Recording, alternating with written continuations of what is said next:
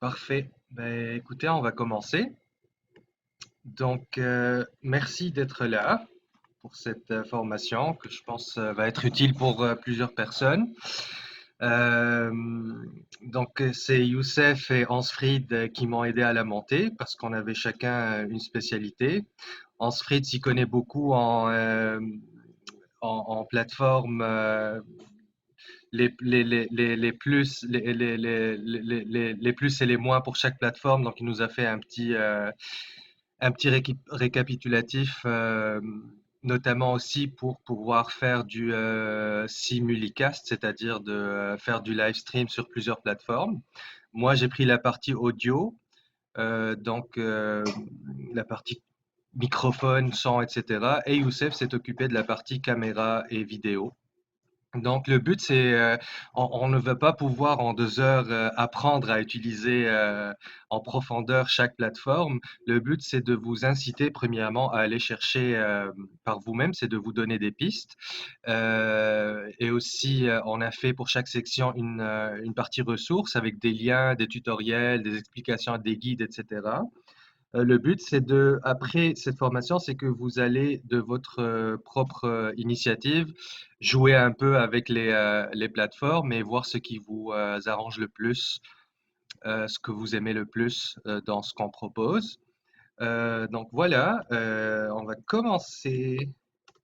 Donc, première chose, un petit rappel cordial, c'est de ne pas oublier de mettre son microphone sur silence, bien sûr. Attendre la période de questions pour en poser une. À la fin de chaque section, il y aura une petite période de questions pour nous assurer que vous avez bien tout suivi. Vous pouvez bien sûr utiliser l'outil lever la main pour prendre la parole.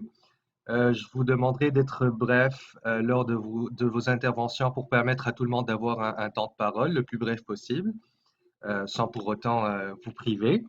Et ne pas hésiter à utiliser la messagerie interne de Zoom pour communiquer avec nous ou avec tout le monde si vous avez des questions ou si ou peu importe. Donc voici le plan un peu de la formation. On va commencer avec les plateformes de live streaming qui sera présentée par Ansfried. Là-dedans, nous allons voir les plateformes les plus populaires. On va aussi explorer OBS Studio, qui est un encodeur. On va parler de simulcast, multiplateforme. On va expliquer un peu comment ça marche, le principe, les conseils et les astuces, puis des ressources. Pareil pour le son, on va se familiariser avec les paramètres audio de nos ordinateurs, dans ce cas-ci Mac et Windows, parce que en faisant quelques accompagnements techniques, je me suis rendu compte que beaucoup de personnes ne savaient pas comment accéder à leurs paramètres audio et c'est super important pour pouvoir gérer son audio. L'amélioration de l'audio avec des logiciels gratuits, bien sûr des conseils sur la prise de son et des ressources. Vidéo, amélioration de la captation vidéo qui sera que Youssef a préparé mais que je vais présenter. Puis il interviendra si j'oublie quelque chose. Donc amélioration de la captation vidéo, conseils sur la captation vidéo et bien sûr des ressources, suivi par une période de questions vraiment générale si vous avez des questions bien précises, des cas particuliers, etc. Donc, je vais céder la parole à Ansfried pour commencer. C'est à toi, Ansfried. Bonjour tout le monde, content que vous soyez là. Je suis Ansri Kechenibo, je suis agent de développement culturel à DAM. Je suis pas souvent en interaction avec vous, mais là, en fait, je trouvais que c'était super intéressant que je sois là. Pendant tout le mois de mai et tout le mois de juin, j'ai fait pas mal de live stream parce que je travaille aussi à Musique Nomade. Donc, en fait, on a utilisé essentiellement Facebook, mais je vais vous parler de toutes les plateformes, enfin pas toutes les plateformes, mais je vais vous parler des plateformes qui existent et celles que les gens utilisent le plus, que les artistes utilisent le plus. Alors, tu peux changer la slide, s'il te plaît. Voilà. Donc là, j'ai juste mis plusieurs plateformes pour que vous voyez qu'il en existe et je les ai même pas toutes répertoriées. Donc, on a Facebook que vous connaissez, YouTube, Instagram. Il y a même des gens qui font des performances sur Zoom. Ça arrive. Ça, c'est dans un cadre particulier. Souvent, c'est des DJ qui font ça. Et même, on peut même créer un Zoom où il y aurait 2 DJ et 2 salles, puisque dans les Zooms, souvent, on peut faire des breakout rooms. Donc, c'est une idée si vous voulez faire quelque chose de particulier. Il y a aussi Twitch qui est une plateforme en fait où là est d'abord utilisée pour les gamers, mais que maintenant les gens utilisent pour la musique. Il y a même Twitch Music. Il y a Patreon qui existe aussi. Il y a Twitter, il y a Livescale et il y a Periscope. Donc, avant d'aller avec les 4 plateformes les plus connues, et je vais surtout parler de leurs points positifs et de leurs points négatifs, je veux vous souligner que Twitch, Patreon et Livescale, donc ce sont les 3 logos qui sont le plus en haut. Ça, ce sont des endroits où il y a moyen de se faire rémunérer. Parce que sur Facebook, sur Instagram et sur YouTube, YouTube, c'est un peu particulier, mais sur Facebook et sur Instagram, c'est difficile en tant qu'artiste de se faire rémunérer quand on fait une performance. Et nous, comme ça nous tient à cœur quand même que vous puissiez vous faire rémunérer si vous faites des performances. Je voulais quand même signifier que ces 3-là sont plus faciles d'utilisation pour c'est pas un gros prix, mais au moins que les gens puissent donner de l'argent ou même que vous ayez un prix d'entrée. Je les connais pas de les mettre de l'avant. Là, maintenant, je vais vous parler de celles qui sont les plus utilisées. Et donc, on va passer à Facebook. Tu peux changer de slide. Oui. Alors, sur Facebook, c'est Facebook Live. Donc, c'est simple en fait, que ce soit sur votre profil personnel ou si vous avez une page, donc une fan page, vous pouvez en fait utiliser Facebook Live. Depuis le début du confinement, ils ont changé pas mal de choses, mais ça reste toujours très simple d'utilisation. L'intérêt, en fait, c'est que si vous avez une bonne audience et qu'il y a des gens qui vous suivent et que vous interagissez beaucoup avec les personnes sur Facebook, et ben, vous pouvez directement faire votre prestation là-bas. Et en termes d'utilisation, c'est vraiment un ordinateur ou même un téléphone et vous pouvez démarrer votre live. Les paramètres pour le faire sont très, très simples. C'est juste soit vous avez je vais laisser mes collègues parler des choses techniques, mais vous pouvez simplement utiliser votre micro d'ordinateur et votre caméra d'ordinateur. Si vous avez un meilleur matériel, vous pouvez les utiliser et ils vont être directement diffusés sur Facebook. Donc, les points positifs, c'est la facilité d'utilisation. C'est le fait que quand c'est sur Facebook, vous pouvez facilement enregistrer votre vidéo pour qu'elle reste sur Facebook. Donc, vous avez les personnes qui ont regardé la vidéo en direct. Et vous avez, je vais répéter les noms tout à l'heure, j'ai vu le commentaire Bettina. Vous avez, je vais même les écrire. Vous avez les personnes qui peuvent regarder la vidéo en direct et vous avez aussi les personnes qui vont regarder la vidéo quand vous aurez fini de l'avoir faite, mais que les gens pourront encore aller sur votre page et la voir. Elle sera dans la section vidéo de votre page. Ce qui est bien aussi, en fait, c'est que comme les gens utilisent quand même pas mal Facebook, surtout ces temps-ci, c'est qu'en faisant votre prestation sur Facebook, vous pouvez facilement créer un événement Facebook.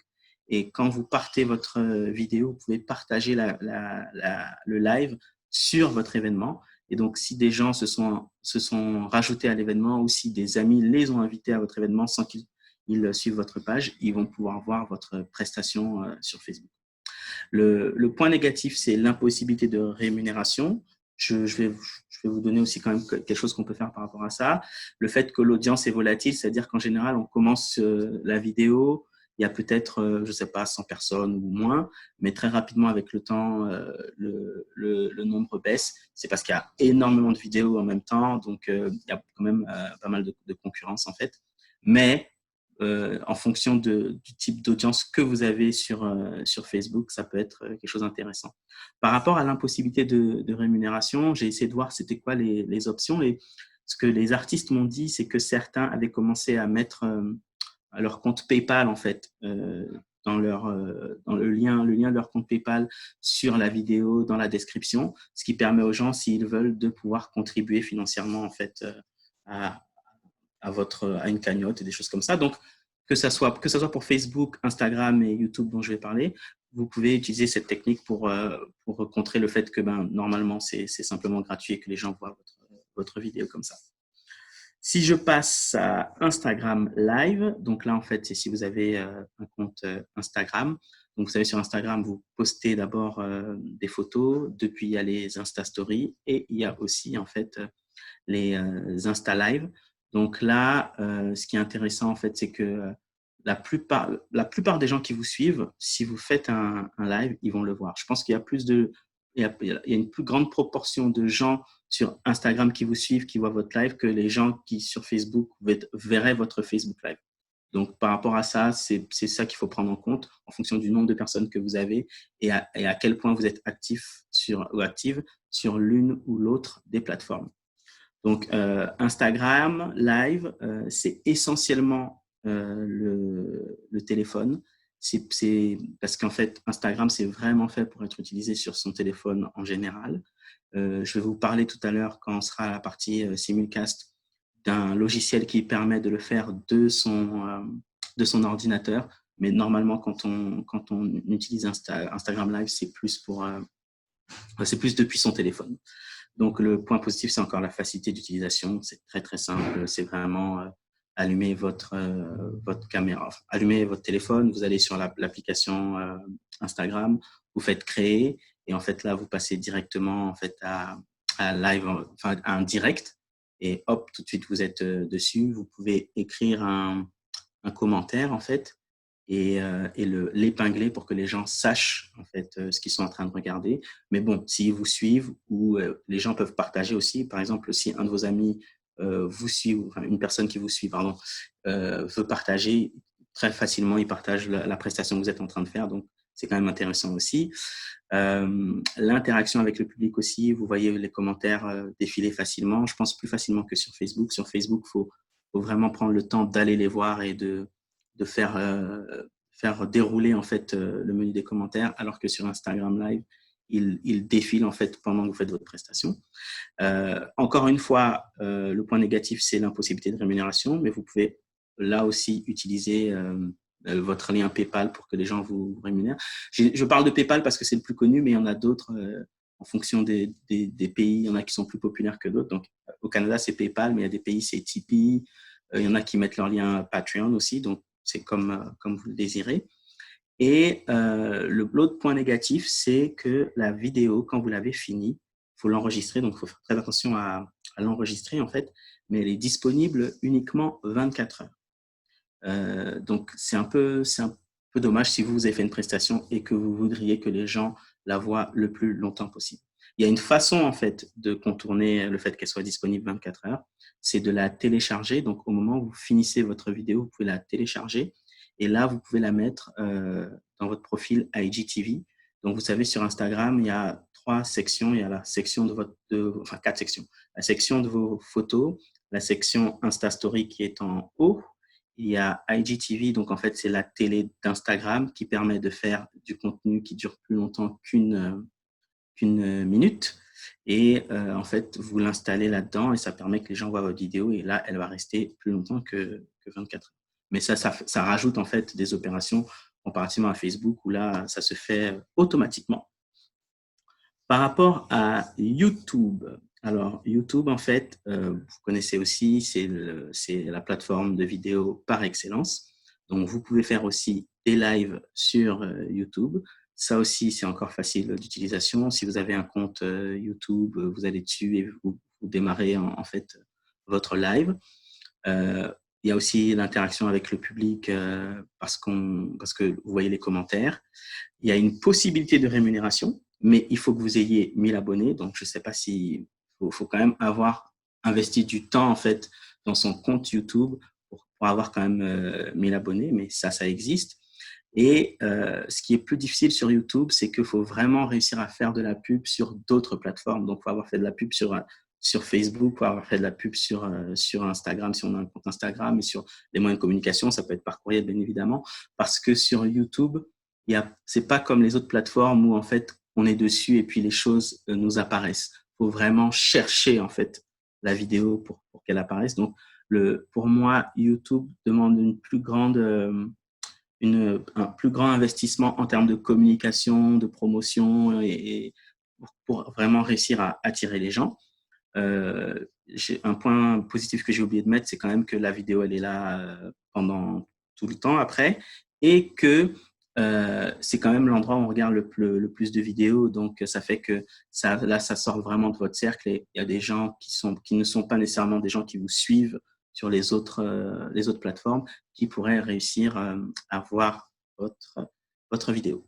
Je vais rajouter tout de suite maintenant les noms que j'ai donnés avant d'oublier et on va passer à la suite. Si vous avez des questions, vous pouvez les poser maintenant ou les écrire. J'avais parlé de Patreon, de Twitch et de Livescale. Livescale, c'est celle que je connais le moins, mais comme j'ai entendu parler, je me suis dit que ça pourrait peut-être intéresser quelqu'un. C'est écrit là. Est-ce qu'il y a des questions jusque-là avant qu'on passe à la prochaine? Non? C'est bon. Alors maintenant, sur les plateformes de live streaming, je vais vous parler du simulcast. Donc en fait, c'est le fait de diffuser sur plusieurs plateformes simultanément. Ce qu'on peut voir comme ça, c'est de se dire qu'on a des gens qui nous suivent sur Instagram, on a des gens qui nous suivent sur Facebook, on a des gens qui nous suivent sur YouTube. Et comment on fait pour que d'une seule prestation qu'on est en train de faire de chez soi, on arrive à rebalancer sur les différents comptes qu'on a. Alors, c'est facile pour beaucoup, mais il y en a un qui est un peu rebelle, c'est Instagram. Donc, si vous voulez être en diffusion simultanée sur YouTube, sur Facebook, sur Twitch, sur les autres plateformes, c'est très, très facile. Il y a Restream qui existe, il y a Wirecast qui existe, il y a d'autres plateformes, je ne les ai pas toutes notées. Le cross-posting sur Facebook, là, ça reste dans l'environnement Facebook, mais je voulais quand même en parler.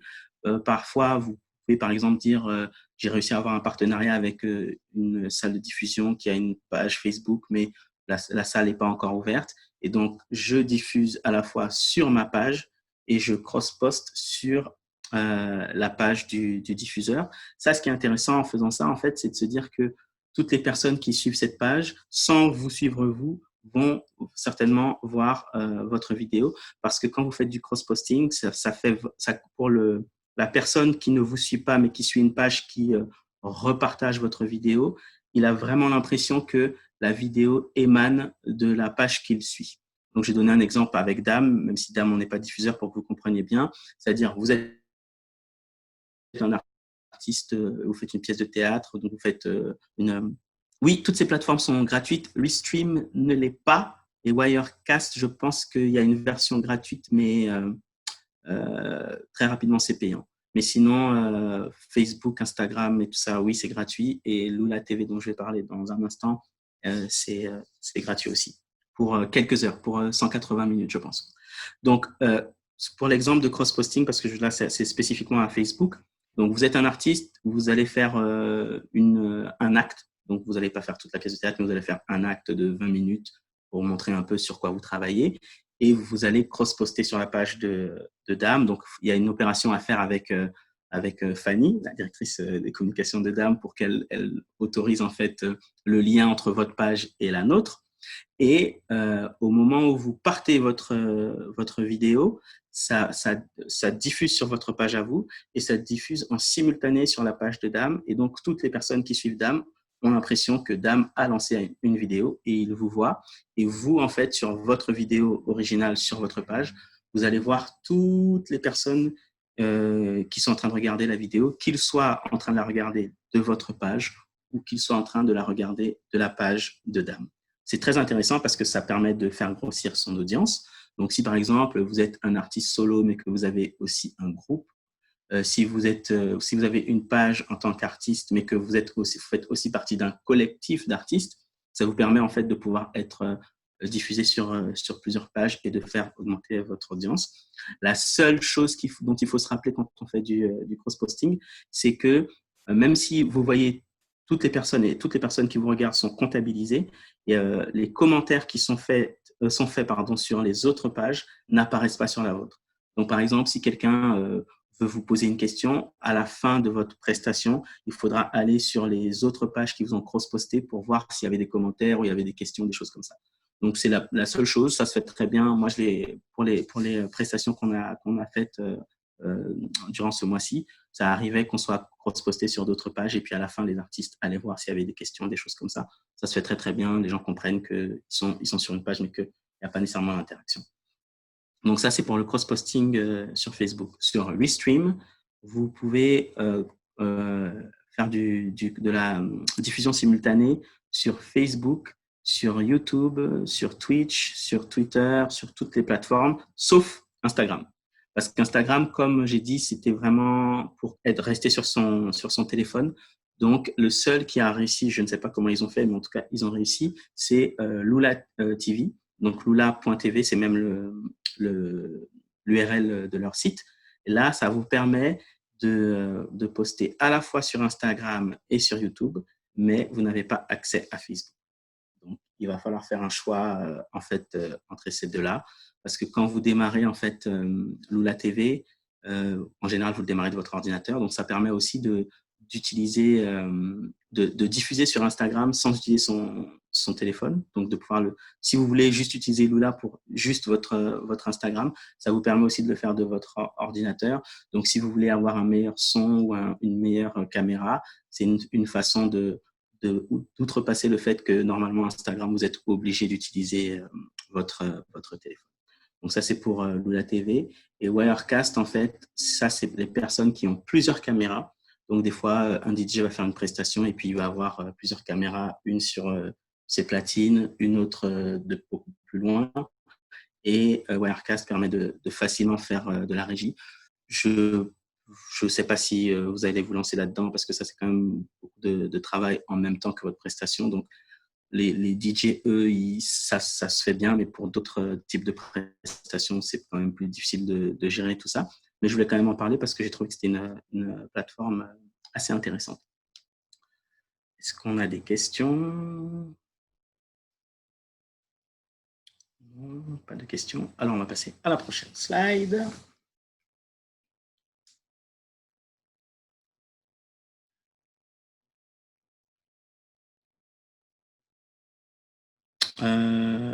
Ouais, c'est là. Oui. Alors, je vais parler de conseils et astuces parce que ça, c'est en général. Ensuite, Habib et Youssef vont aller plus dans les détails. Mais faites un test de vitesse parce que des fois, on est chez soi. Oui, Lola TV, c'est pour Instagram et pour toutes les plateformes à part Facebook. Donc, vous pouvez être sur Lola et sur YouTube en même temps. Vous pouvez être sur Lola et oui, c'est ça. Est-ce qu'on peut faire sur streamer Wirecast en même temps avec deux ordis? Oui, ça c'est possible parce que si vous utilisez deux ordis, c'est comme si vous avez vraiment deux flux. Mais pour vous, si vous avez deux ordis avec deux caméras différentes, ça fera comme ça. On aura l'impression que des fois vous regardez là, des fois vous regardez là, des fois vous regardez là. Donc, je ne conseille pas d'utiliser deux ordis différents, à moins que vous vouliez faire un ordi qui prendrait votre prestation de beaucoup plus large et un qui serait plus focus sur vous. Parce qu'en fait, c'est ça, c'est quand on a deux caméras et moi, j'ai cherché Lula parce que justement, souvent, les gens veulent être sur Instagram et sur Facebook, mais ils ont du mal en fait à avoir leur téléphone qui est juste à côté. Je mets ma main et la caméra de l'ordinateur et donc, on a toujours l'impression qu'on ne sait pas le regard. Donc, il faut essayer de voir lequel on préfère. Par contre, quand on fait une prestation et qu'on enregistre la vidéo, il y a moyen après de la diffuser sur les plateformes sur lesquelles on ne les avait pas diffusées. Ça aussi, c'est une façon de faire. Donc, ça ne sera pas en direct, ça ne sera pas une interaction, mais ça permettra de diffuser votre vidéo sur plusieurs plateformes. Par rapport à Facebook, est-ce que les vidéos de la propriété des plateformes? Oui, malheureusement, ça, en termes de droit, oui, ça devient leur propriété d'un point de vue que ils font jamais rien avec, mais en général, ça leur appartient. Et comme j'ai dit, il n'y a pas véritablement pour vous de moyen d'en tirer de l'argent quand elles sont sur ces plateformes, à moins que ce soit YouTube et qui, eux, rémunèrent la vidéo, mais pour le nombre de vues qui est sur la vidéo. Et il faut que vous ayez plus de 1000 abonnés pour que ça commence à vous rapporter de l'argent. Alors, donc ça, c'est des conseils généraux. Donc, il faut faire un test de vitesse parce que des fois, le net qu'on a chez soi n'est pas assez rapide. Surtout que les fournisseurs Internet souvent disent des chiffres et quand on fait les tests, on se rend compte qu'on est en dessous des chiffres qu'ils annoncent. Donc, des fois, ils vont dire « Ah, c'est du 10 mégabits par seconde, mais vous êtes bien en dessous de ça. » Donc, ça vaut la peine de faire un test. Comme ça, des fois, vous pouvez, si ce n'était pas ce qui était dans votre contrat, vous pouvez les rappeler et puis justement obtenir plus. Ou si vous êtes bien plus bas que ce qu'il faudrait pour pouvoir diffuser de la vidéo, vous pouvez décider de faire votre vidéo ailleurs ou souvent brancher un câble Ethernet. Ça, c'est le deuxième conseil que je donne. Ça permet en fait d'avoir une connexion plus stable, meilleure que celle qu'on obtient quand on est en Wi-Fi. Et ça améliore en fait la vitesse, sachant qu'il faut la vitesse de download, mais là, quand vous diffusez, il faut aussi vérifier la vitesse de upload, parce que finalement, c'est vous qui mettez sur Internet du contenu. Donc, il faut voir à quelle vitesse les personnes, enfin, ce contenu est mis sur Internet. Donc, le conseil que je donne aussi, c'est que si, par exemple, vous avez un vieil ordinateur, vous savez qu'il ne marche pas très bien, mais que vous voulez aller vous voulez faire une prestation sur Facebook ou sur YouTube, vous pouvez toujours utiliser votre téléphone parce qu'en réalité, les caméras des téléphones intelligents et les micros des téléphones intelligents sont relativement performants. C'est pas des micro-professionnels, là, je suis pas en train de dire ça, je vais laisser mes collègues en parler, mais ça vaut quand même la peine de se dire, si mon ordinateur, il a plus de 6 ans et que je suis pas sûr de comment l'image va sortir, je pourrais facilement avoir une image qui sera plutôt claire avec mon téléphone. Donc ça, c'est un conseil général que je donne parce que je m'en suis rendu compte en faisant quelques prestations avec des artistes. Et une dernière chose, et ça, c'est pas les moindres, et mes collègues vont aussi en parler, c'est faire des tests, en fait. Parce que c'est sûr que vous allez faire des tests pour savoir comment ça fonctionne, ça, je n'en doute pas, mais enregistrez vos tests. Il y a, par exemple, sur Facebook, vous pouvez faire des diffusions sur votre page juste en test, et donc là, il n'y a que vous qui voyez le résultat, et enregistrer parce que ça vous permet d'améliorer des choses, de voir que, je ne m'entends pas assez bien ou je suis mal placé chez moi, il y a un contre-jour que je n'avais pas fait attention quand j'étais en live, mais là, c'est totalement évident quand je regarde de nouveau la vidéo. Donc, prenez vraiment le temps de faire des tests. Vous pouvez aussi demander à des gens de regarder en fait la vidéo si vous doutez de vos capacités à être très critique des vidéos que vous mettez. Comme ça vous permet de vraiment être conscient en fait conscient et consciente du résultat de la vidéo quand elle sera en ligne. Donc, voilà pour les conseils et les astuces. Là, je vais passer aux ressources. Je vais passer aux ressources. Donc, je pense que dans le PowerPoint, il y a des liens pour YouTube mobile, YouTube via la webcam, YouTube avec l'aide d'un encodeur dont on va parler juste après. Pour Facebook, en fait, sur Facebook, il y a toute une partie où en fait Facebook vous aide avec des explications. Il y a comment démarrer une vidéo directe sur Instagram, comment diffuser. C'est pour ça que je suis pas allé dans les détails parce que je voulais pas qu'il y ait beaucoup de détails et ces choses-là en fait vont vous accompagner tout au long. Et sur Twitch Music aussi. Voilà. Ne faut-il pas avec Facebook Live pour regarder en avance? Ne faut-il pas? Non, Rosanna, en fait, c'est ça, c'est que Facebook Live, je ne sais pas si ça marche pour les profils, mais je sais que ça marche pour les pages. Si tu es administratrice d'une page, tu peux aller dans la partie live et il y a tout en bas de la colonne à gauche, il y a une case que tu peux cocher pour que ça soit publié comme un test. Et quand c'est publié comme un test, il n'y a que les administrateurs de la page qui vont voir le résultat en fait. Donc, si tu es toute seule administratrice, c'est toi qui vois le résultat. Et s'il y en a plusieurs, il n'y a que ces personnes-là. Et même, il faut faire attention parce que des fois, les gens qui sont administrateurs voient une vidéo démarrer, ils se disent hey, « mais tout le monde voit », mais en fait, non, c'est parce qu'ils sont administrateurs qu'ils voient la vidéo. Et tu peux enregistrer cette vidéo-là et donc la regarder après, mais elle n'est pas publique et personne d'autre que les administrateurs et administratrices peuvent l'avoir. Sur Instagram, cette possibilité n'existe pas. Une chose qu'on peut faire qui n'est pas très compliquée, c'est de créer un faux compte. Ça ne prend pas beaucoup de temps et vous pouvez même donner le même mot de passe que votre vrai compte.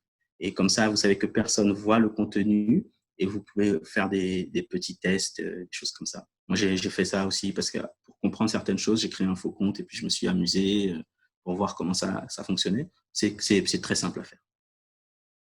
Merci. Donc, merci Ansfried pour tout ça.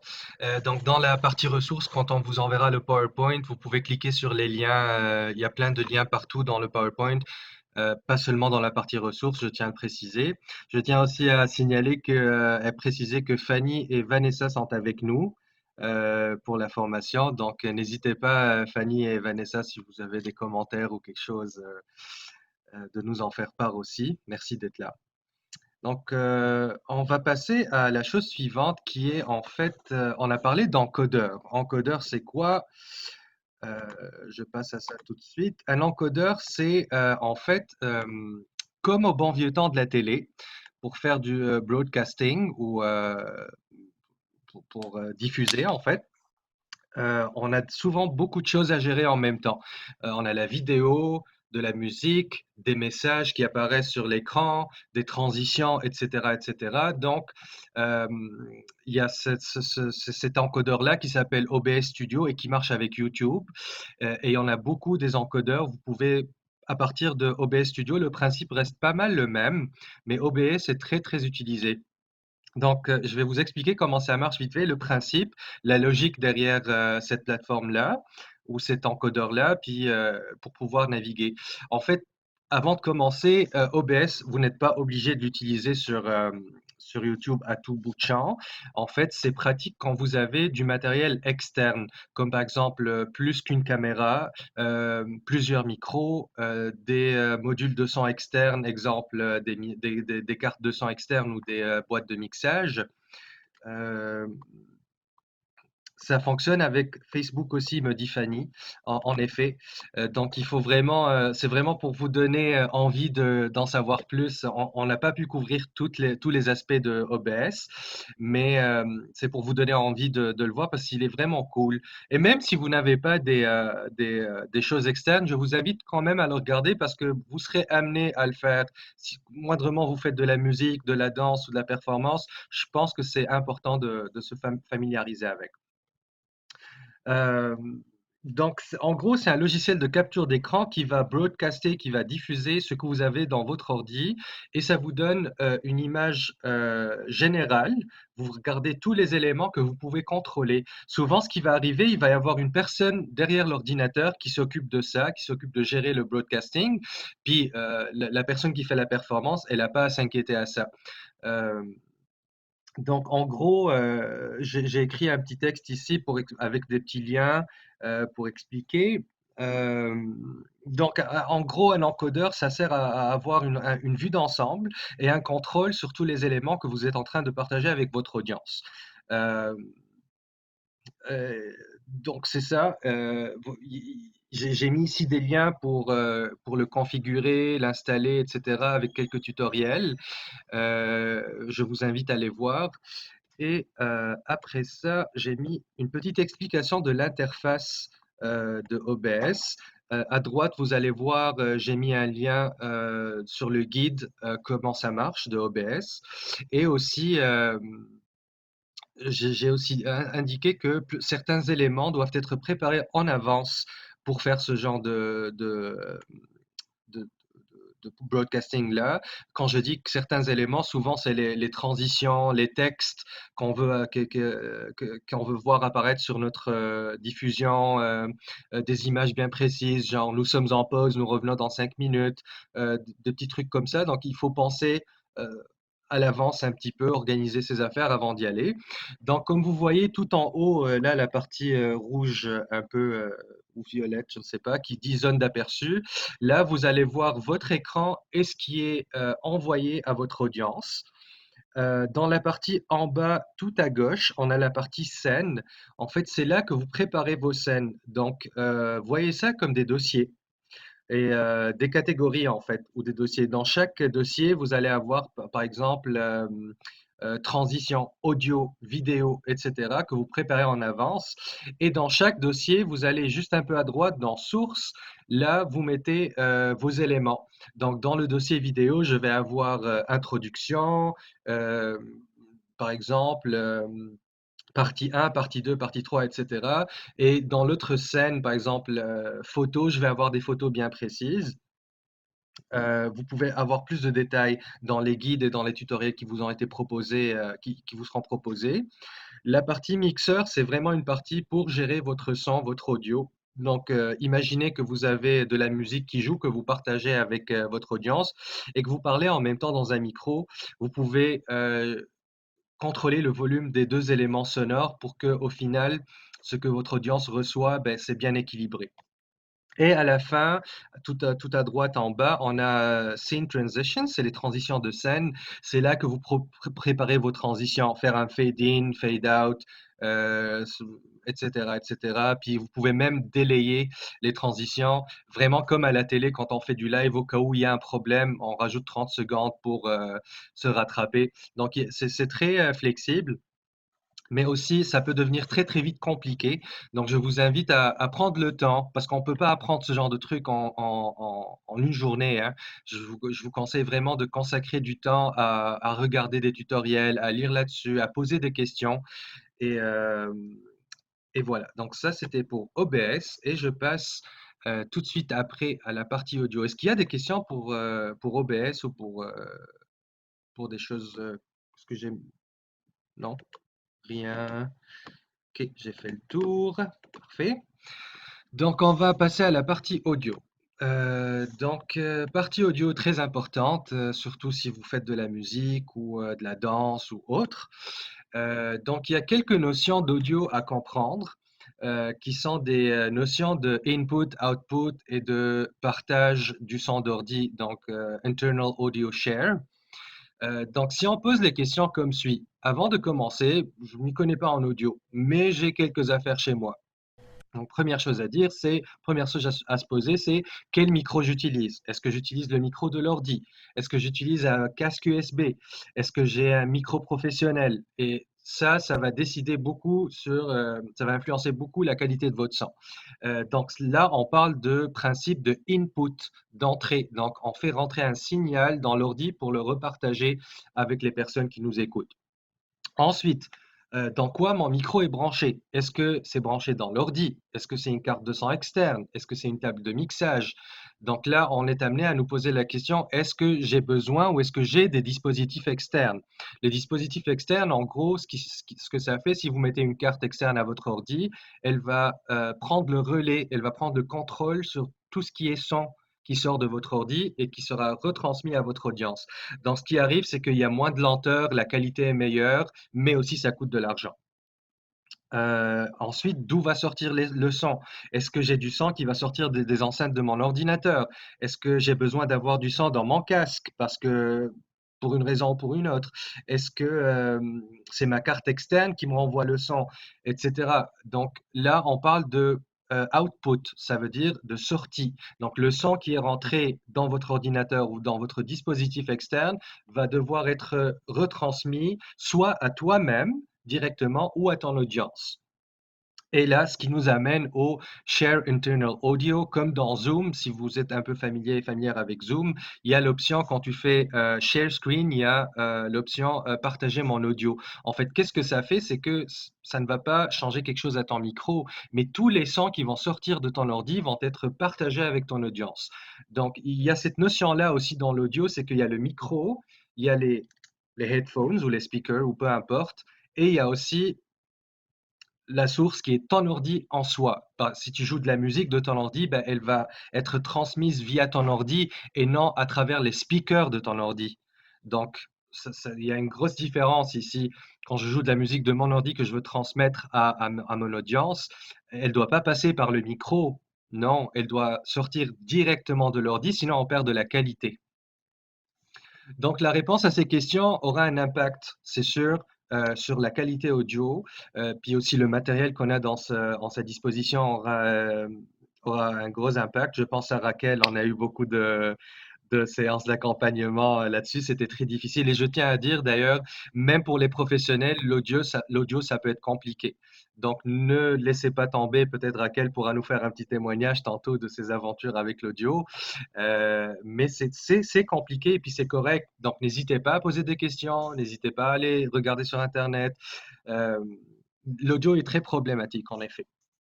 Donc, une fois qu'on sait ce qu'on veut, il faut indiquer à l'ordi par où mon son rentre, par où il sort, puis dire la même chose à nos plateformes. Sinon, l'ordi ne comprend pas. Donc, c'est très simple, il faut lui indiquer. L'ordi peut être intelligent, mais pas toujours. C'est ça qu'il faut regarder en mémoire. Donc, il faut des fois lui indiquer le chemin à prendre. Donc, pour les personnes qui utilisent Windows, juste vraiment à titre indicatif, je vous invite à cliquer euh, avec votre souris, clic droit sur la petite icône de speaker qui se trouve en bas de votre écran à droite. Et à partir de là, vous pouvez indiquer quel audio considérer, en fait, quel micro considérer, etc. On rentre en détail.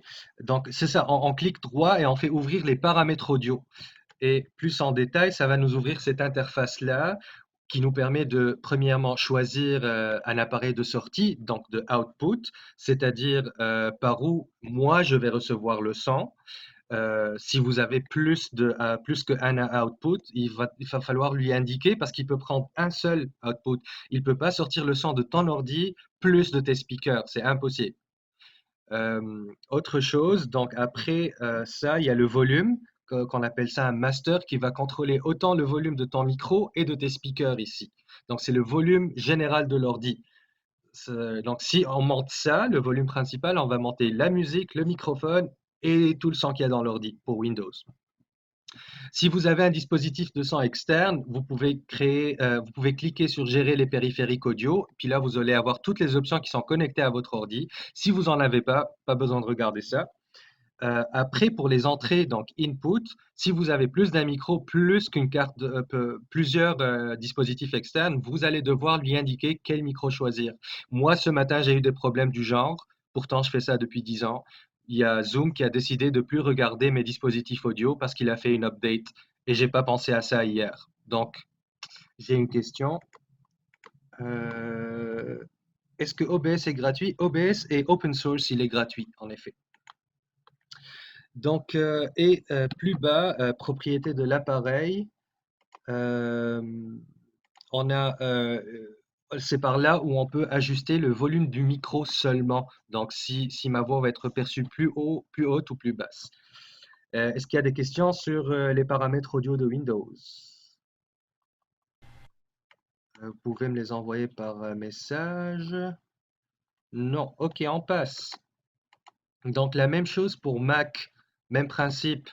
On clique sur la pomme en haut à gauche de la barre et choisir préférence système, comme c'est indiqué ici. Puis là, on clique sur audio, sur la petite icône de machin, là, de speaker. Puis là, on clique sur output, même principe. On doit lui indiquer par où le son va sortir. On va laisser la balance au centre, sinon le son il va être débalancé à droite ou à gauche. On a parlé de master tantôt, donc le volume général de votre ordi qui englobe musique, microphone, etc., etc. C'est par là que ça se passe, là où c'est indiqué. Ceci est votre master, comme je l'ai dit. Ensuite, dans la partie input, si vous la voyez un peu à droite, même principe, vous devez choisir votre micro, ajuster votre volume, etc., etc. Et par la suite, j'ai une question pour télécharger OBS, oui. Et par la suite, vous devez indiquer ces choses-là à votre plateforme aussi, sinon l'ordi ne va rien comprendre. Des fois, il y a des plateformes qui comprennent tout de suite, qui prennent par défaut les paramètres de votre ordi. Il y en a d'autres qui ne les prennent pas en considération, donc on doit l'indiquer manuellement. Par la suite, je vous propose quelques conseils, beaucoup de conseils, parce que le son, je sais que c'est important pour plusieurs. Première chose à regarder, c'est où est-ce que je... Ah, excusez-moi. Il y a Samuel qui me dit, j'ai un Mac, quand j'ai voulu faire un Facebook Live, il ne reconnaît ni ma carte de son externe, RME Babyface. Ma webcam Zoom, est-ce que OBS va les reconnaître? OBS va les reconnaître parce qu'il est fait pour ça. OBS est vraiment un engin de broadcasting. Il est vraiment dédié à ça. Comme je vous ai dit ce matin, Zoom, il voulait rien savoir après une update. Donc, je voulais faire la formation à partir de mon studio, mais je fais ça à partir de ma cuisine finalement parce que Zoom, il voulait pas. Donc, première chose à regarder, c'est, excusez-moi. Donc, première chose à regarder, c'est où est-ce que je fais mon live stream? Par où, dans quelle pièce de ma maison je fais ça?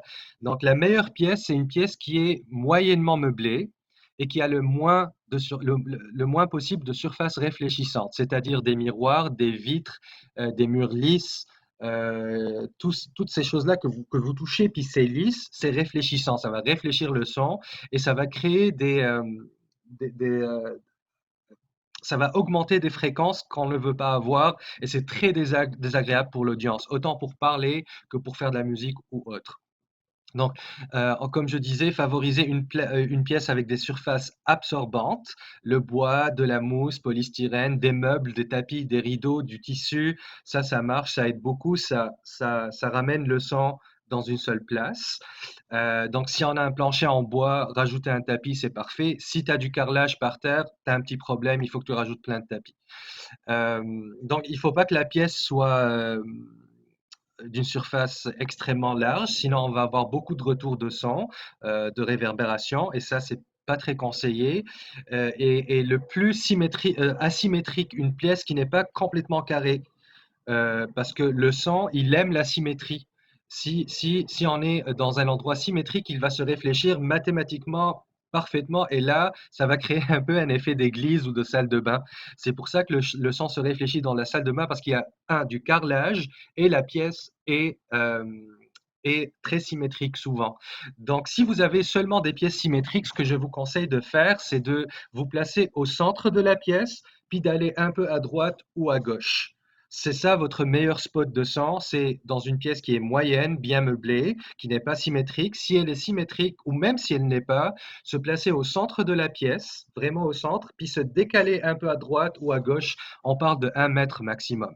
C'est pour tricher avec le son, pour que le son ne se réfléchisse pas d'une manière symétrique.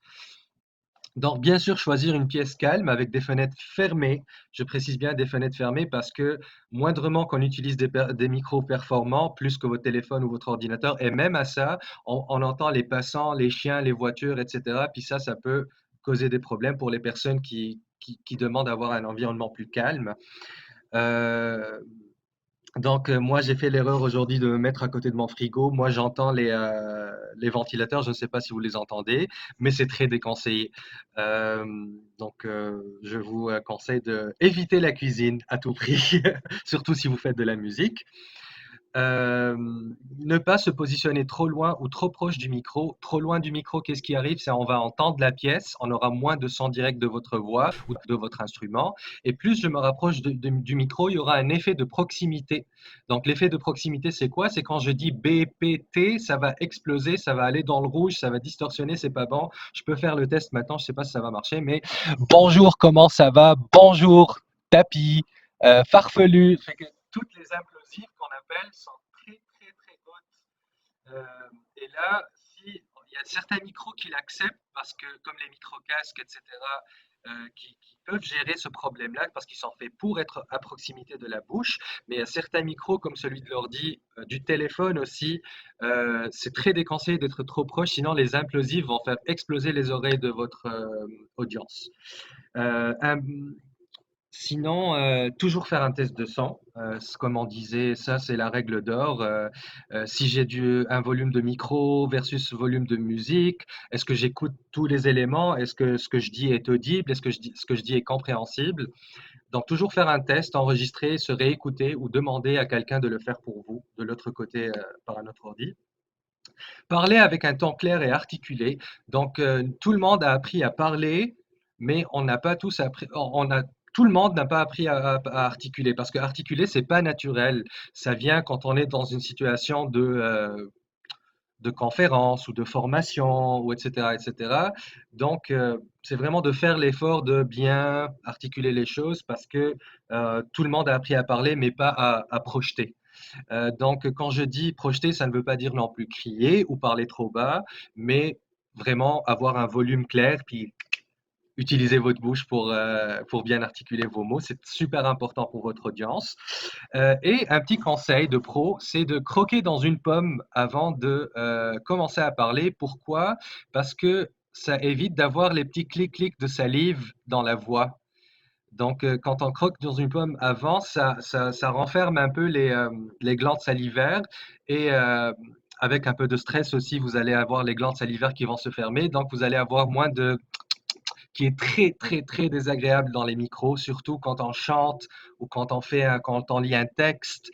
Euh, c'est pas bon. On veut éviter les clics-clics de salive. Donc, manger une pomme avant, ça marche toujours. Puis, bien sûr, si vous chantez ou si vous allez faire un texte ou quoi que ce soit, même si vous allez parler, échauffez-vous la voix avant de commencer.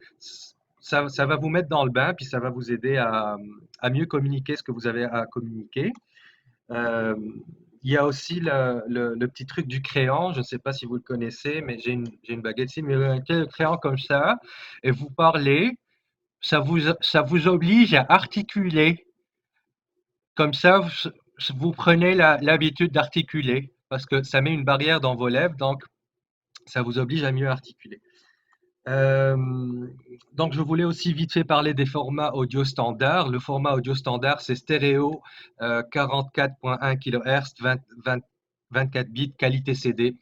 C'est des chiffres, c'est des détails, mais si jamais vous êtes amené à configurer de l'audio, si vous voyez ces mots-là, kilohertz, stéréo, 24 bits, etc., faites cette configuration-là. Autant pour exporter de la vidéo, des fois, on nous le demande dans les logiciels d'exportation de vidéo, d'audio, ou même certaines plateformes rentrent dans ces détails-là et vous pouvez même choisir quelle qualité de son vous streamez.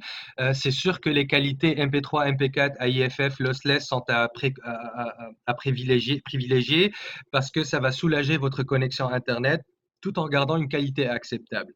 Donc, si vous avez le choix de le faire, faites-le, allez regarder un peu les configurations audio et changez-les si le logiciel ou la plateforme le permet.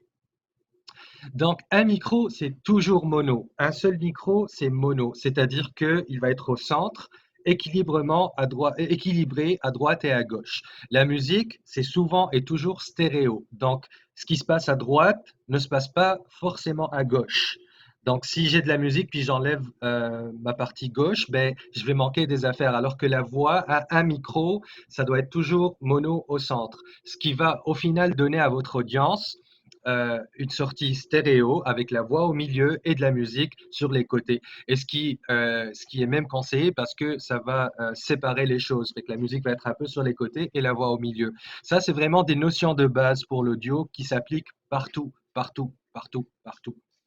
Vous pouvez toujours prendre un rendez-vous d'accompagnement technique chez Dame aussi. Le but de ça, c'est aussi de vous de vous inciter à nous poser des questions par courriel ou de prendre des rendez-vous d'accompagnement. Tantôt, je parlais de trop proche du micro ou quand il y a du vent, c'est d'utiliser un pop filter. Un pop filter, c'est quoi? C'est de la mousse. On utilise aussi des bas de nylon des fois quand on tend sur quelque chose de circulaire. Ce qui va arriver, c'est que quand vous êtes trop proche du micro et quand vous parlez, le bas de nylon ou la mousse va absorber le choc d'ondes du B, du P et du T. Donc, il n'y aura pas cette implosion-là de son. J'ai mis quelques exemples en bas pour que vous sachiez c'est quoi. On le voit souvent dans les studios, dans la face des personnes qui parlent ou qui chantent. Donc, vous pouvez vous en fabriquer un à la maison. Il y a plein de vidéos sur YouTube avec un bas de nylon et un support en cercle. Ou vous pouvez en acheter, ça coûte pas plus que 15 dollars Amazon ou autre boutique. Donc, à part ça, je voulais vous parler de l'amélioration audio avec les logiciels gratuits. Ça, c'est une partie un peu plus avancée, beaucoup plus technique. C'est pour les personnes aventureuses et patientes. Euh, Ça prend un peu plus d'intérêt et aussi, si vous n'avez pas d'intérêt à le faire, ne le faites pas. Mais je vais quand même le présenter vite fait. Euh, donc, ça prend quand même un niveau de compréhension un peu plus avancé. Il est conseillé d'utiliser ce qu'on appelle les plugins et les compléments pour filtrer votre voix et la compresser, pour améliorer son niveau et sa compréhension. Donc, le concept de plugin, c'est quoi? Dans OBS, vous pouvez ouvrir des plugins de voix qui peuvent améliorer votre voix. Donc là, je propose quelques logiciels gratuits que moi-même j'utilise dans des productions professionnelles à grande échelle.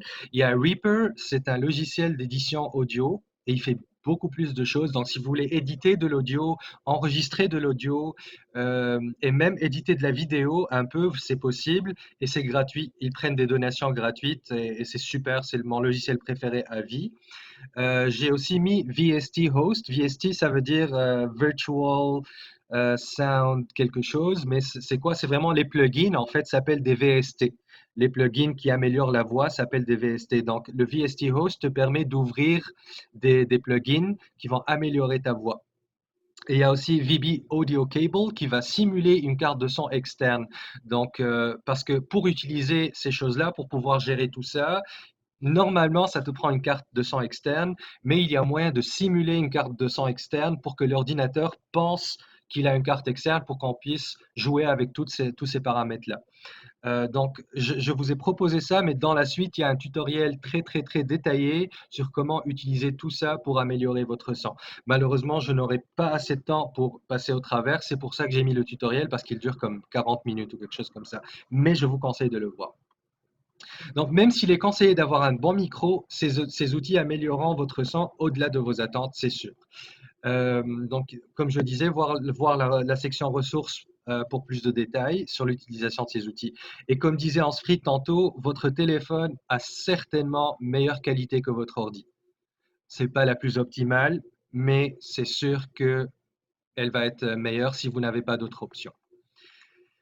Dans la partie ressources, j'ai mis plusieurs tutoriels vidéo en anglais et en français. Des fois, c'est la même chose, mais dans deux langues différentes, que moi-même, j'ai regardé ces derniers temps, que j'ai consulté avec d'autres personnes. Puis ça parle vraiment, ça va de comment améliorer le son sur son ordinateur, le micro de sortie de son ordinateur, comment améliorer le son sur OBS, sur Skype, Discord et d'autres. Euh, donc, je vous invite vraiment à, quand vous aurez le temps, une fois qu'on vous aura envoyé le PowerPoint, d'aller vraiment regarder ces vidéos si ça vous intéresse. Elles sont très très cool et très très bien expliquées. Si vous avez des questions, n'hésitez pas à venir nous voir pour qu'on puisse vous aider.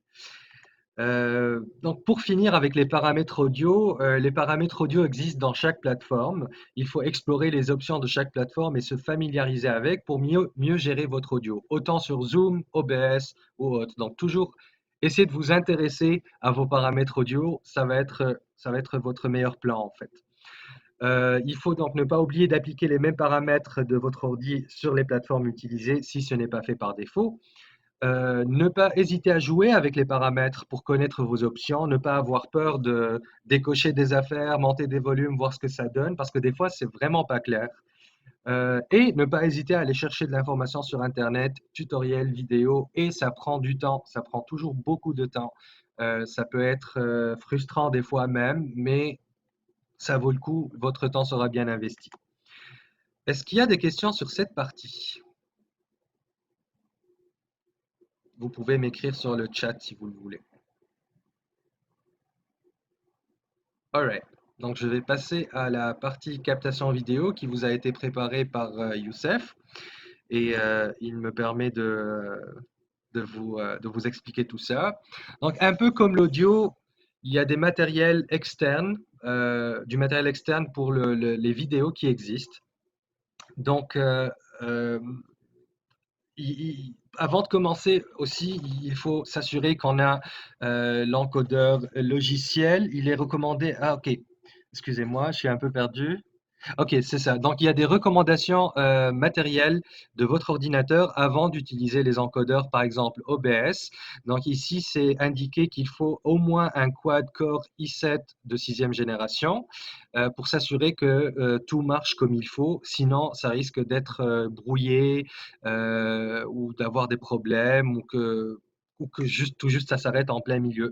Donc, regardez vos ordinateurs, regardez vos configurations de votre ordinateur pour vous assurer que vous avez la capacité d'utiliser ces outils-là.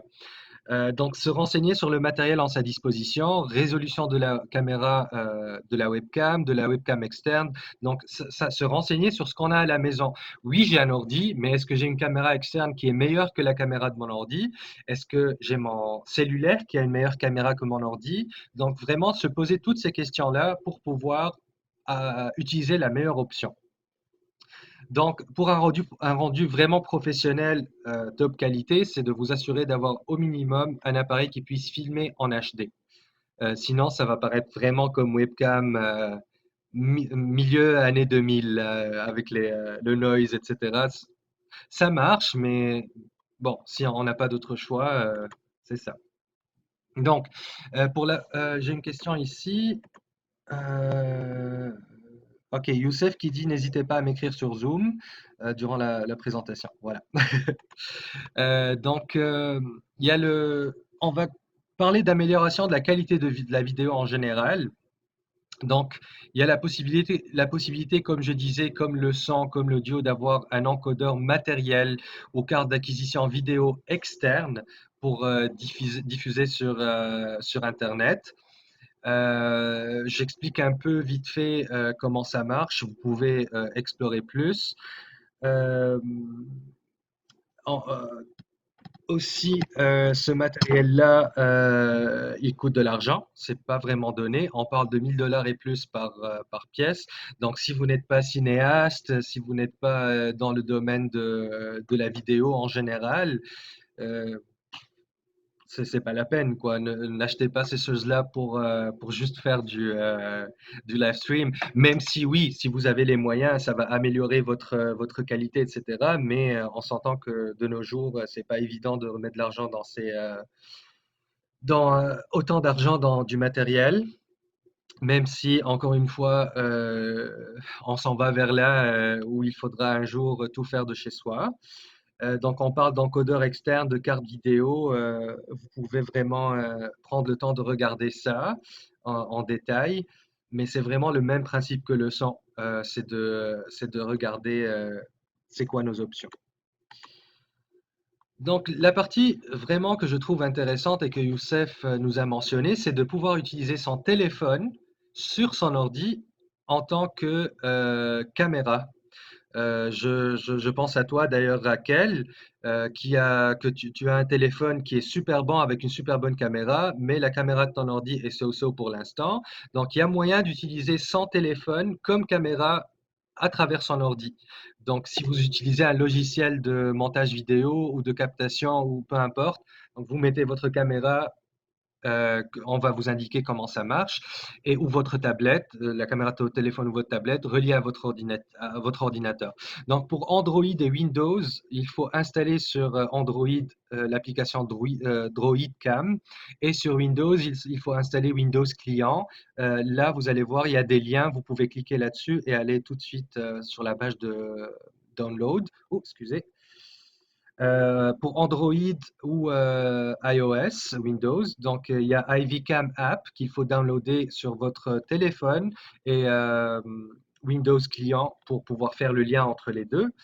Et iOS et macOS, EpoCam pour votre téléphone ou votre tablette et Driver pour votre ordinateur. J'ai vu une question ou quelque chose. Samuel qui dit: Je suis encore avec El Capitan sur mon Mac de 2013. Je ne veux pas upgrader mon OS X car beaucoup de mes logiciels qui ne marcheront plus ou alors devraient payer des licences annuelles, Pro Tools, etc. Est-ce que c'est un problème?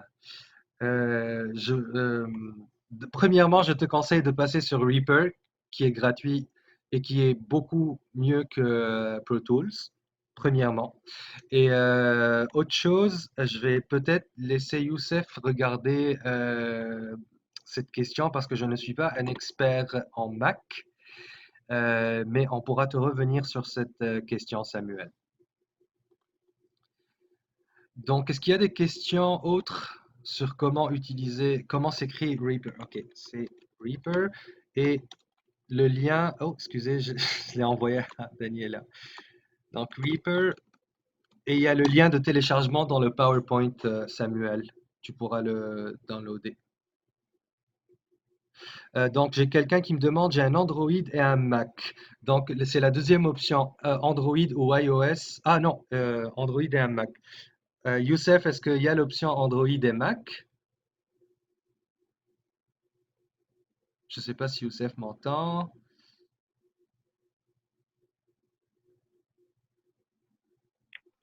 Pardon. Oui, ça sera. Je vais le rajouter sur le PowerPoint avant que tu le partages. Ok, parfait.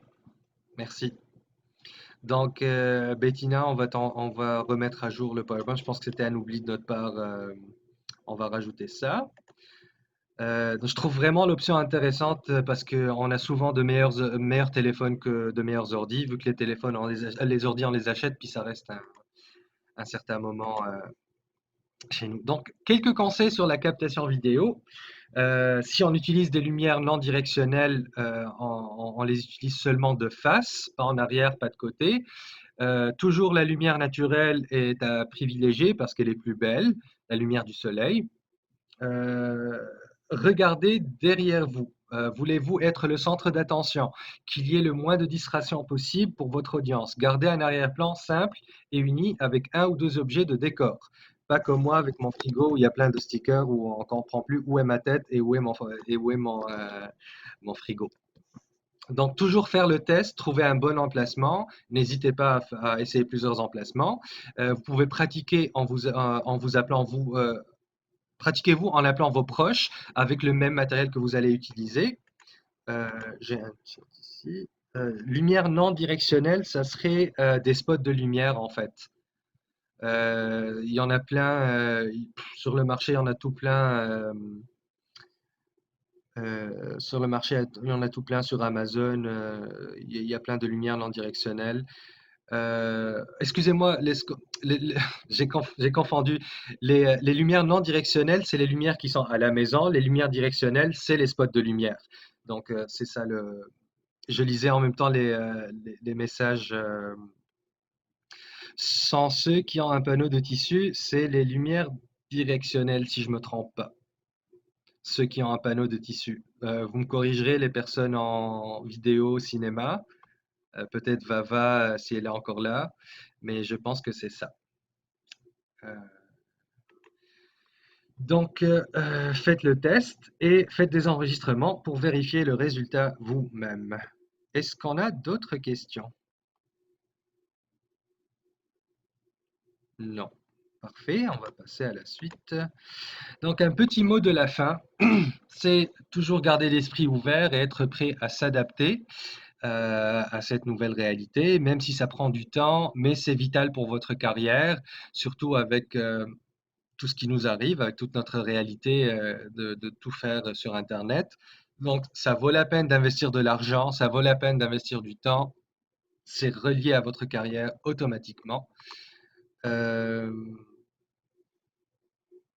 il y a Youssef qui dit, pour ne pas avoir utilisé de matériel en plus, utilisez des ampoules LED si vous en avez chez vous. Ah, c'est bon aussi. Donc, ne pas avoir peur de poser des questions. C'est nouveau pour tout le monde. Tout le monde doit s'adapter. Donc, allez sur les forums sur Internet, posez votre question, venez nous voir, posez-nous vos questions. Ça se peut qu'on n'ait pas la réponse tout de suite, mais on va faire de notre mieux pour trouver la réponse. Google et YouTube sont vos meilleurs profs ever parce que c'est gratuit. Puis, il y a plein d'informations. C'est ridicule combien d'informations tu peux trouver. Donc, même si c'est en anglais, ça vous fera pratiquer votre anglais souvent, mais il y a plein de trucs en français aussi. Pour vrai, des fois, on a même l'embarras du choix. Euh, Oui, puis comme dit Ansfried, en plus, les plateformes font des updates et changent tout le temps, donc il faut vraiment rester à jour. Comme je dis justement, explorer et rester à l'affût des nouveautés, il va y en avoir chaque semaine. Il y a de nouvelles affaires chaque semaine pour vrai. Fait que restez à l'affût, abonnez-vous aux infolettes des entreprises, des boîtes qui font ces choses-là pour rester à jour en fait dans tout ce qui se passe. Et il ne faut pas avoir peur d'apprendre de nouvelles choses sur la technologie. C'est souvent beaucoup plus facile qu'on le pense, mais ça prend du temps. Après tout, on n'a pas le choix. Il faut passer, il faut nous délier un peu grâce à ça, même si c'est paradoxal, mais en ce moment, c'est nos meilleurs outils, c'est la technologie pour pouvoir continuer ce qu'on fait le mieux. Donc c'est le moment de prendre des questions plus personnelles, des cas plus spécifiques. Si vous avez un certain setup et vous avez des questions là-dessus, euh, vraiment des questions d'ordre général, ou même si vous avez des questions par rapport avec cette formation, c'est correct aussi. Juste avant de continuer, j'aimerais préciser que le 9 juillet, nous avons notre FAQ sur les demandes de bourse. Donc, si vous voulez vous inscrire, les inscriptions sont toujours ouvertes. Mais sinon, si vous avez des questions maintenant, allez-y. C'est le moment de le faire. Raquel, Salut. allô? Désolée, c'est pas très lié à ça, mais c'est lié au Pas grave. son. Je veux juste savoir quand on a un micro et un haut-parleur à l'extérieur, parce que je fais ça cette semaine et à un moment donné, ma voix faisait tch, tch, tch, tch. Est-ce qu'il y a une position que je dois me mettre pour éviter? J'ai dû comme étendre et arrêter le micro parce que je n'étais pas capable, ça sortait un bruit Ok. très bizarre. Ok. L'idéal, déjà, ça serait que le micro ne soit pas devant ton speaker. OK. L'idéal, ça serait d'être derrière le speaker. Par exemple, euh, tu triches un peu. Là, je vois que ton salon est grand, donc tu peux Et à diriger l'extérieur. à À l'extérieur. l'extérieur, fait que je suis devant un groupe et j'ai les speakers qui étaient derrière moi. C'est Ok, pour ça que je... mets le speaker devant toi, vers le Ah. groupe. Est-ce que je peux mettre à côté ou ça va faire... Tu peux mettre en angle à côté pour tricher un peu, mais il faut pas que le micro soit directement dans le speaker, sinon c'est non, c'est pas Merci. bon. De rien. Est-ce que d'autres questions? Et moi, Rossana. j'aurais une question sur OBS. Mhm. Et est-ce qu'il peut être utilisé aussi, par exemple, si on enregistre un spectacle, donc s'il y a plusieurs artistes ensemble et on est dans un endroit, parce qu'on est en train de voir pour le Festival du Bonheur, si on fait quelque chose en ligne qui était prévu en live, comment on va faire ça, non? Et je me demandais éventuellement, on peut utiliser ça avec plusieurs artistes ensemble. Très bonne question. Je n'ai pas la réponse tout de suite, mais je Merci. peux regarder pour toi. Est-ce que tu peux m'envoyer un courriel Oui. pour me rappeler pour que j'oublie pas? Mais je ne sais pas s'il est capable de regrouper plusieurs streams. Donc toi, ta question, c'est d'avoir plusieurs personnes qui ont OBS puis de les regrouper dans un seul endroit, c'est ça? Oui, ou si ça, Si- ou sinon, ou si les personnes sont en présence, mais il n'y a pas le public, si on peut hmm, utiliser OBS Alors, pour euh, si je peux, alors oui. pour ça, il faudrait idéalement être tout le monde dans la même pièce, hmm. ou bien que tout le monde le fasse de chez lui, supposons, mais il faut que ça soit un par un. Parce que une fois que vous êtes chacun de chez vous, c'est quasiment impossible de synchroniser les musiques parce que ça dépend vraiment des connexions des personnes et il va y avoir des variations au cours du live. C'est inévitable. Merci. Ouais, d'ailleurs, peut-être Rossana, dans ce cas-ci, utiliser Zoom avec les pièces séparées, ça pourrait être une option pour toi.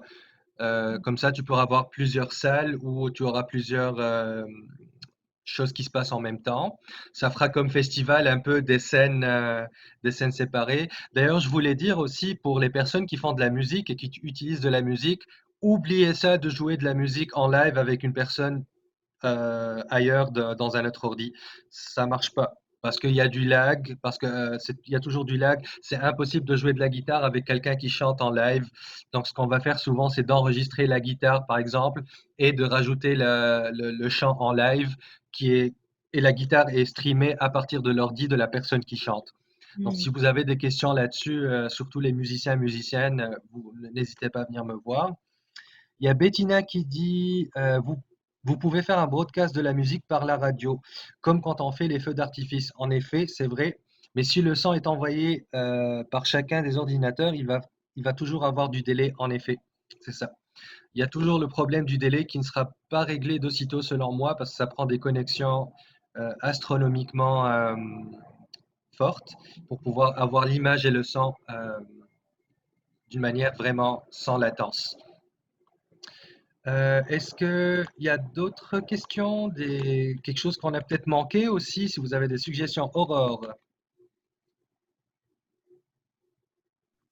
J'ai juste une petite question technique.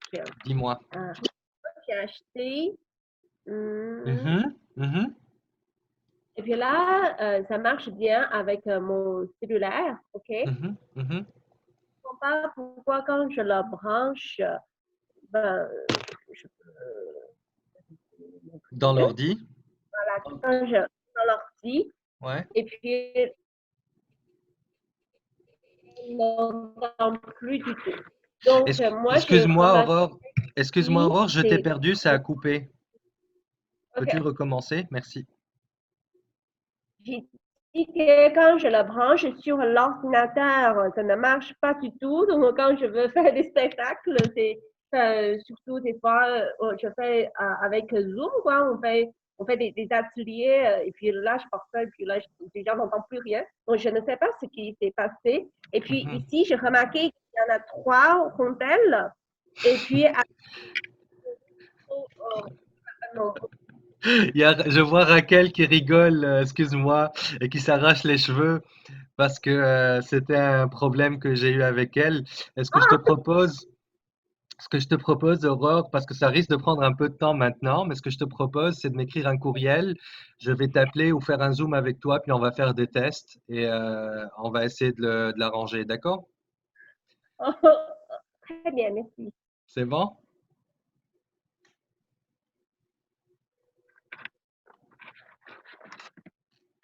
Est-ce qu'il y a d'autres choses? Je fais un petit tour, je regarde les caméras. Euh, je pense que that's it. Oui, vas-y, Aurore. Euh, euh, je voudrais savoir, est-ce que, en fait, c'est pour les performances en ligne, ok? Je me demande, est-ce qu'il y a des diffuseurs qui sont, vous êtes au courant que on peut proposer notre performance en ligne euh, pour les- Ouais, peut-être que Fanny pourra nous aider sur ce sujet. Peut-être, hein, je prends une chance. Ou Ansfried aussi. Donc, Je sais, je vais laisser Fanny poursuivre, mais je sais qu'il y avait Facebook en collaboration avec RBC, mais je pense que c'était uniquement pour la musique. Et après, je sais qu'il y a des diffuseurs qui font des séries, mais je ne sais pas comment ils choisissent les gens. Je ne sais pas si c'est eux qui contactent les artistes ou si ce sont des artistes qui soumettent. Je sais que la Fabrique culturelle fait certaines performances. Et après, il y a qui d'autre Il y avait le Centre des arts de la scène aussi, mais l'appel est fermé. Ok.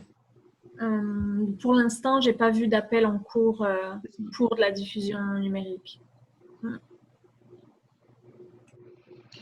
mais c'est sûr que nous, si on voit des choses, on va les partager avec vous, hein. Donc, regardez votre infolette, s'il vous plaît. Lisez votre infolettre. Et ah, Raquel. Et, et aussi, n'oubliez pas de bien remplir vos fiches d'artistes, s'il vous plaît. Ça vous aide, c'est pour vous, ça vous aidera. Je vois qu'il y a une question. Excuse-moi, je t'ai coupé, Aurore.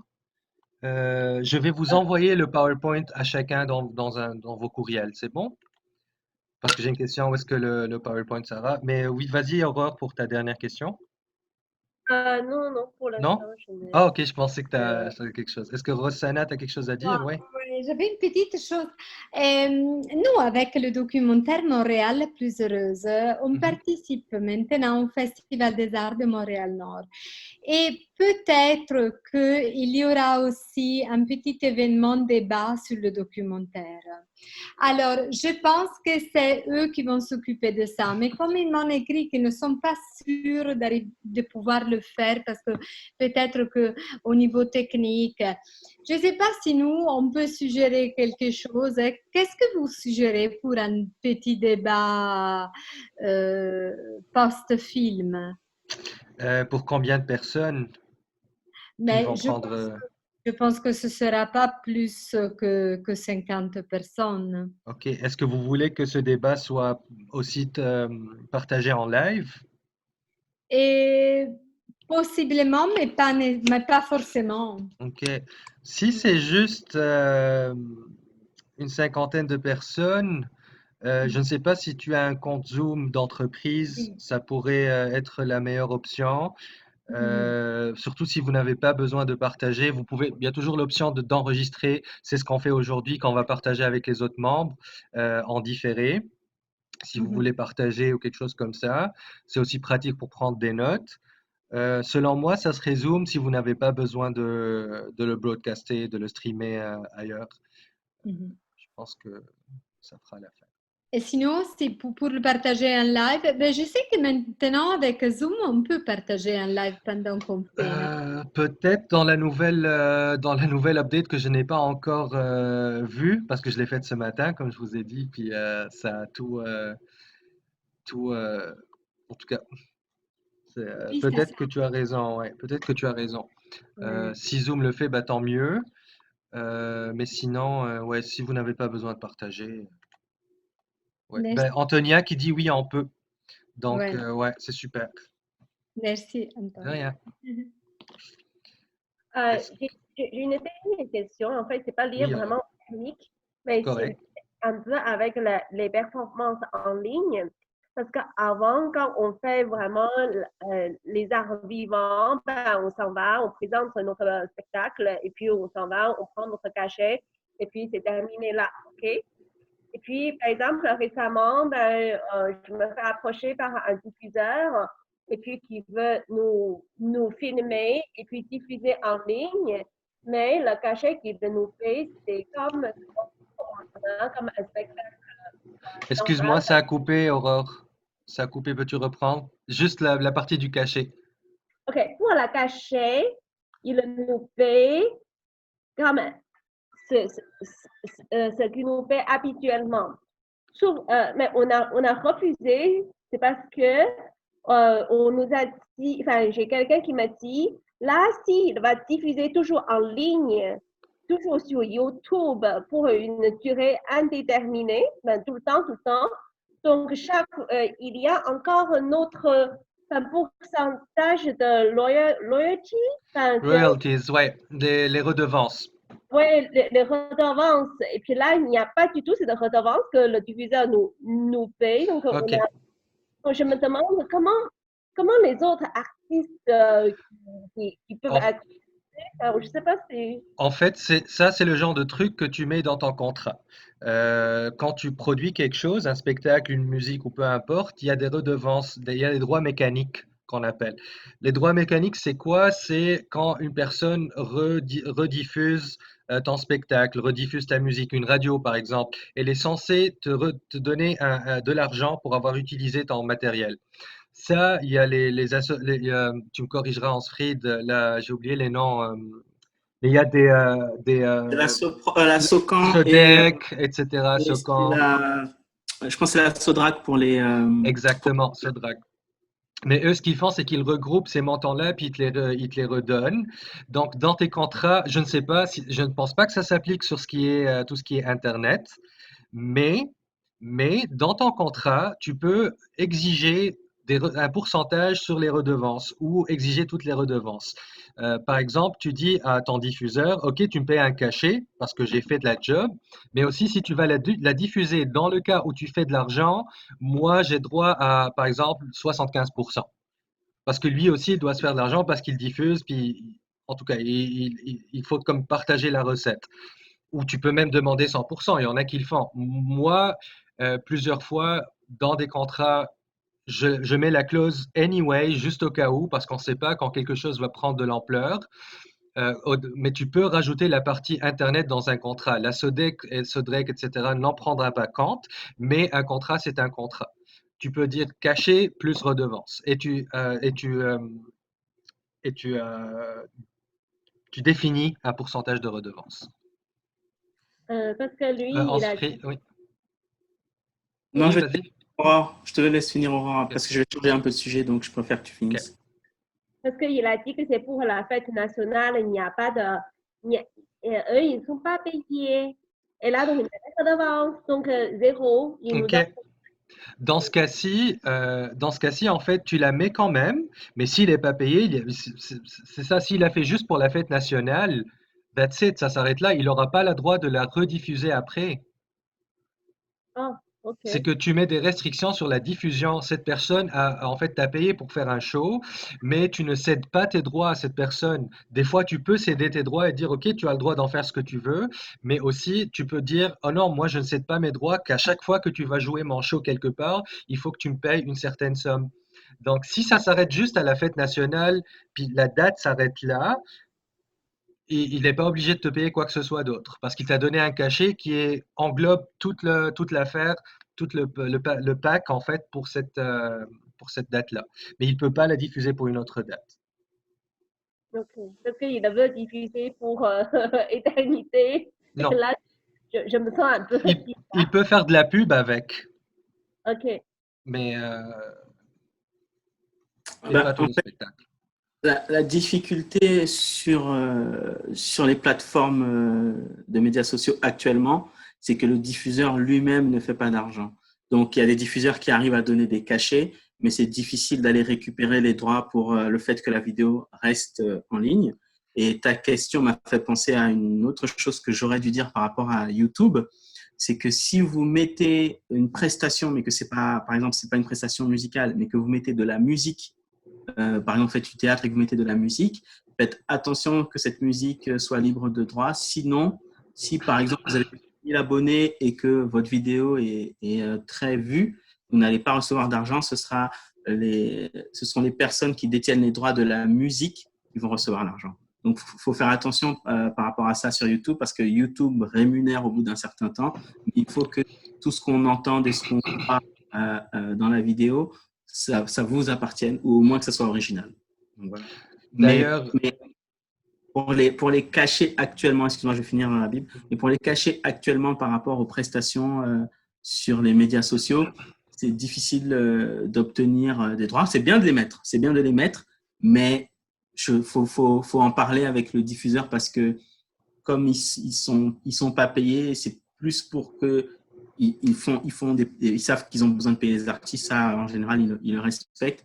Mais eux, ils reçoivent pas d'argent. C'est plus des subventions qu'ils ont payées. Donc, ils vont pas pouvoir faire des droits de suite. ouais. Dans ce cas, c'est mieux que je dise, OK, vous pouvez juste mettre tel ou tel jour, mais pas plus. Et ça s'arrête là, c'est tout. Il peut juste l'utiliser pour ce jour-là, si c'est un événement diffusé à une journée précise. Ce que je voulais dire aussi par rapport aux droits musique, YouTube, etc., ça s'appelle les droits mécaniques et droits de synchronisation. Non, pas droits de synchronisation. Ah oui, droits de synchronisation quand tu utilises de la musique sur de l'image. Ce que vous pouvez toujours faire, c'est d'approcher les compagnies ou les propriétaires de la musique, leur envoyer un courriel et leur dire, par exemple, soit vous me vendez la licence pour pouvoir utiliser votre musique. Souvent, c'est pas très cher, ça se négocie. Ou qu'ils vous la donnent gratuitement si vous n'allez pas faire de l'argent avec et vous mettez leur nom sur la vidéo.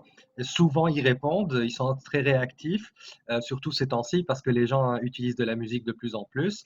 Et pour faire des covers aussi pour les musiciens, musiciennes, chanteurs et chanteuses, quand vous faites un cover, vous devez avoir les droits mécaniques pour pouvoir refaire la chanson, sinon il sera enlevé de YouTube si vous avez plus que 1000 personnes.